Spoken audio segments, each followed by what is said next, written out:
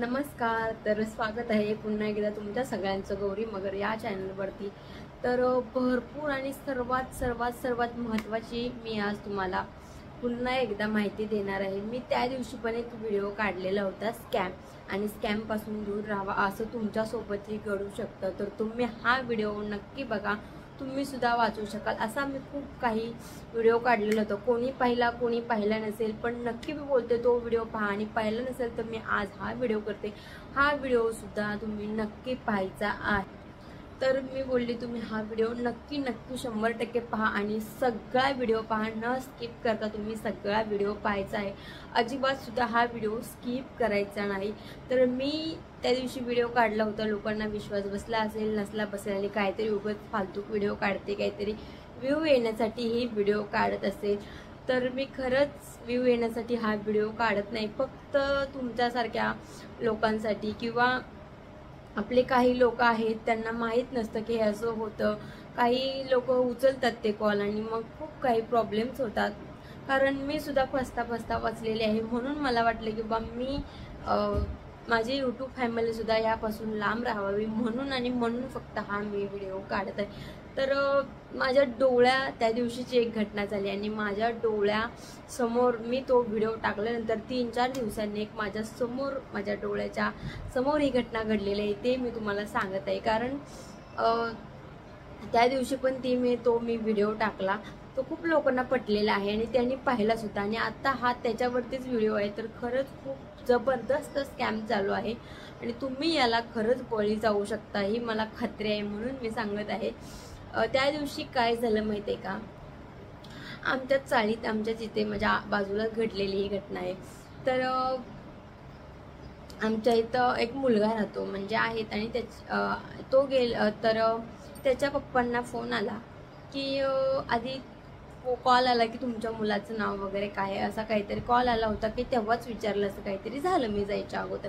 तर त्यांनी सांगितलं त्यांच्या मुलाचं नाव. थोड्या वेळाने त्यांना कॉल आला की तुमचा मुलगा एका जबरदस्त केसमध्ये सापडलेला आहे, म्हणजे रेपच्या केसमध्ये तो सापडलेला आहे.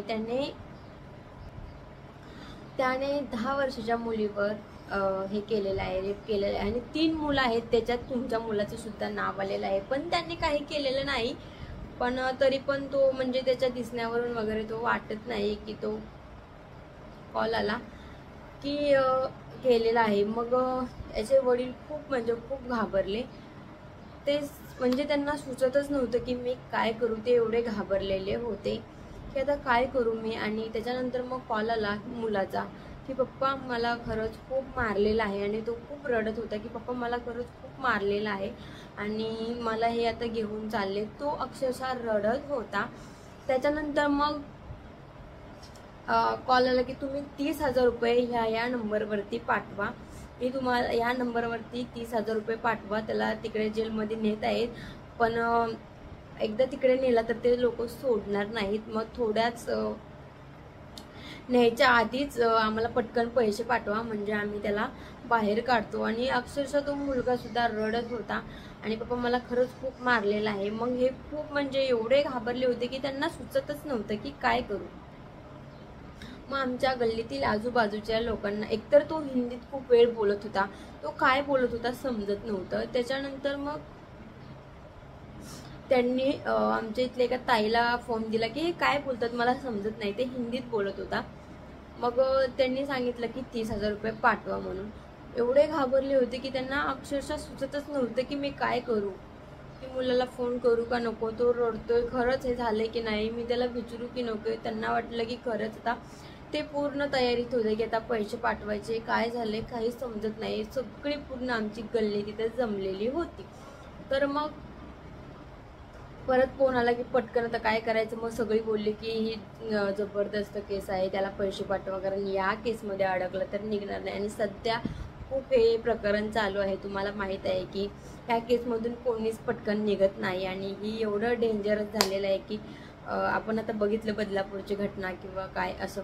तर मग सगळे बोलले की तुम्ही 30,000 रुपये पाठवा आणि त्याला सोडून घ्या, कारण ह्या जर केसमध्ये अडकला तर तो कधीच बाहेर पडू शकणार नाही.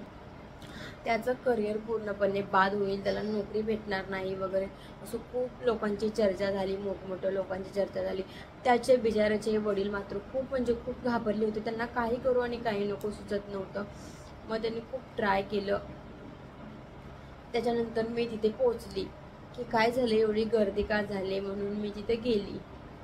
तर ते ना सांगत पण नव्हते, कारण हे असं झालंय म्हणजे किती आजूबाजूचं पण कोण सांगत नव्हतं. त्याचे वडील तरी कसे सांगणार, कारण आपल्या मुलांनी हे असं केले म्हणजे किती एखाद्याला वाईट वाटतं हे आपण समजू शकतो. कारण आपल्याच मुलांनी असं कृत्य केले सांगायला किती मनाला म्हणजे खूप वाईट वाटणार. किंवा दुसऱ्याला पण सांगा बाबा यांच्या मुलाने असं केले, आपल्याला खूप वाईट वाटणार. असं कसं मी सांगू यांना की असं केलंय म्हणून.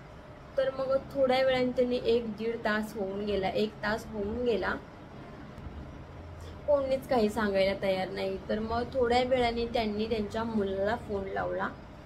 त्यांच्या मुलाला फोन लावला, हॅलो तू कुठे आहेस? तर तो बोलतोय का काय झालं? मी कामावरती आहे माझ्या. मग सगळे असे डोक्यावरती हात मारून घेतलं सगळ्यांनी की हा. तो बोलतोय का काय झालं? मी आहे माझ्या कामावरती आहे. तो तर कामात होता, दुपारी फोन केला त्याला, तो बोलला मी माझ्या कामात आहे.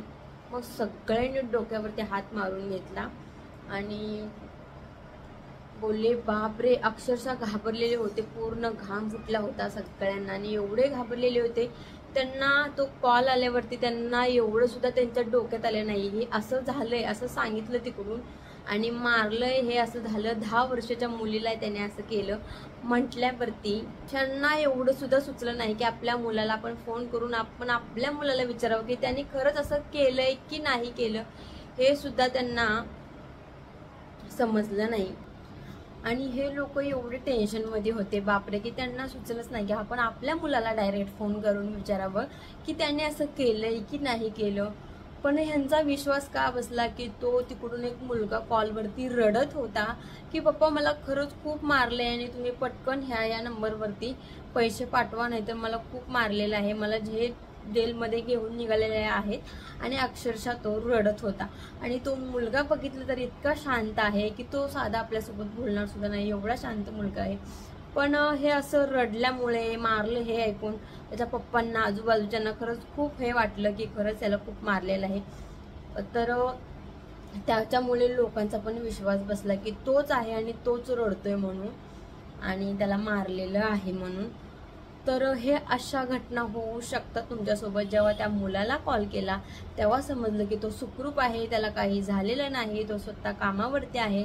पण हे काहीतरी मी स्वतः जाऊन तिथे सांगितलं की तुम्ही डायरेक्ट त्याला कॉल करायला पाहिजे होता. जेव्हा त्याचा कॉल आला की असं असं झालंय, मला मारलंय, मी बोलली तुम्ही डायरेक्ट त्याला कॉल का नाही केला? तर ते बोललेत की तो स्वतः तिकडून रडत होता. तर आम्ही त्याला म्हणजे आम्हाला सुचलंच नाही, तो स्वतः रडत होता. तर मग आम्हाला सुचलंच नाही की आम्ही त्याला कॉल करावं म्हणून. मी बोलले नाही, असं खूप लोक फसवत आहेत आणि खूप ठिकाणी असा फ्रॉड चालू आहे. तेव्हा मग सगळ्यांना समजलं की हो खरंच बाबा हे असं झालेलं आहे. आणि हे तर त्यांचं एक चुकी झाली की त्यांनी डायरेक्ट त्यांच्या मुलाला कॉल करायला पाहिजे होता. पण ते एवढे घाबरले होते की त्यांना सुचलं सुद्धा नाही की आपल्या मुलालाच आपण कॉल करून डायरेक्ट विचारावं. त्याच्यानंतर मग आम्ही डायरेक्ट त्याला कॉल केला. तर तो बोलला की ह्यांनी इकडून कॉल केला की हॅलो, आम्ही खूप घाबरलेलो आहे आणि कुठे यायचं सांगा पैसे घेऊन म्हणून, आम्ही खूप घाबरलेलो आहे. तर तो बोलतोय पैसे घेऊन यायचं नाही, या अकाउंटला पाठवून द्या किंवा घाट कोपरला का कुठेतरी तो बोलवत होता. तर मग नंतर हे करून करून हळूहळू त्याच्या लक्षात यायला लागलं की ह्यांना समजलंय की मी खोटा आहे म्हणून.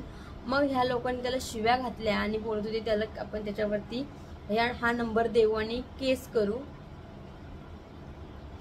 मग त्याच्यानंतर मी तिथून निघून आली. तर हे असं होऊ शकतं. त्यामुळे तुम्हाला जर असा कोणाचा कॉल आला, कोणाचा मेसेज आला की तुमचा पप्पांचा ॲक्सिडेंट झालाय, पटकन पैसे पाठवा, किंवा काही झालंय, हे झालंय, आपल्या ओळखीच्या व्यक्तीचं असं झालंय, तसं झालंय, किंवा काही येऊ शकतो की कोण पडलाय, कोणाचं काय झालंय, तर तुम्ही आधी डायरेक्ट त्या व्यक्तीला कॉल करून घ्या, आधी खात्री करून घ्या. त्याच्यानंतर बघा ती व्यक्ती कॉल रिसीव करते का. जर स्विच ऑफ आला, काय झालं, इकडे तिकडे ट्राय करून बघा. जर वाटलं तुम्हाला बाबा नाही, तर तुम्ही खात्री करून घ्या. आणि ह्या गोष्टीमुळे आता लोकांना खरंच काय झालं तर माणसाचा विश्वास बसणार नाही. खरंच जर एखाद्याचा ॲक्सिडेंट झाला आणि त्याला कॉल आला की तुमचा पडलाय, असं असं नातेवाईक पडले, तर आपल्याला त्या गोष्टीवर विश्वास बसणार नाही का, तर अशा ह्या फ्रॉड व्यक्तीमुळे आपला आता विश्वास उडायला लागलेला आहे. तर खरंच हा व्हिडिओ तुम्ही नक्की पहा आणि खूप खूप खूप तुमच्यासाठी महत्त्वाचा आहे की हा व्हिडिओ तुम्ही खूप लोकांना शेअर सुद्धा करायचा आहे. आणि तुम्हाला असे कॉल मेसेजेस आले किंवा कॉल आला तर तुम्ही रिसीव करू नका. व्हिडिओ कॉल आला अननोन नंबरवरून तर तुम्ही तो घेऊ नका, कारण आपला फोटो घेऊन तो लावतात आणि खूप नको नको ते चाळे करतात घाणेरडे. तर किंवा साधे कॉल आले तर OTP मागतील, काय मागतील. तर एक प्रश्न म्हणजे आपल्याला जर कोणाला पैसे पाठवायचे असले तर आपल्याला त्याचा OTP लागत नाही. तुम्ही फक्त हे डोक्यात घ्या की आपल्याला कोणाला पैसे पाठवायचे असतात Google Pay वरून वगैरे, तर आपल्याला त्याचा OTP लागत नाही. ते लोक काय करतात, तुम्हाला तुमच्या खात्यावरती एवढे एवढे पैसे येणार आहे, तुम्ही त्याचा OTP पाठवा. तर OTP वगैरे काय पाठवू नका, कारण की OTP लागतच नाही पहिली गोष्ट. आणि मेसेज वगैरे आले किंवा कॉल आले, तुम्ही हे मागवले ते मागवले, तर ते पटकन ना 15 सेकंदाच्या आत बंद करून टाका, म्हणजे की तुमचा डाटा सगळा तिकडे जाणार नाही. कारण कॉलवर बोलवण्यात ते आपल्याला गुंतवत असतात आणि ते काय बोलतात, हिंदी वेगळी भाषा वापरतात, आपल्याला समजत नाही आणि आपण काय काय करत असतो तोपर्यंत आपल्याला सगळं ते मोबाईलमधलं काढून घेतात आणि मग आपल्या जवळच्या व्यक्तींना हे करून पैसे आपलं ह्याचा अकाउंट नंबर देतात किंवा काहीतरी त्याचं हे देतात, तर ते पाठवून पैसे दे मला असं असं झालंय आणि आपल्या लोकांना वाटतं की ते आपणच आहेत आणि आपले लोक बिनधास्त पाठवतात. तर हे असं चालू आहे. तर नक्की तुम्ही लाईक करा, शेअर करा आणि सबस्क्राईब करा. मेन मुद्दा अशा लोकांना पाठवा की ते अशा गोष्टीपासून वाचतील. त्यामुळे जास्तीत जास्त हा व्हिडिओ शेअर करा आणि कसा वाटला मला कमेंट्स करून सांगायचं आहे. तर पुन्हा येईन मी असे तुमच्यासाठी खूप छान व्हिडिओ घेऊन. तोपर्यंत बाय बाय सर्वांना.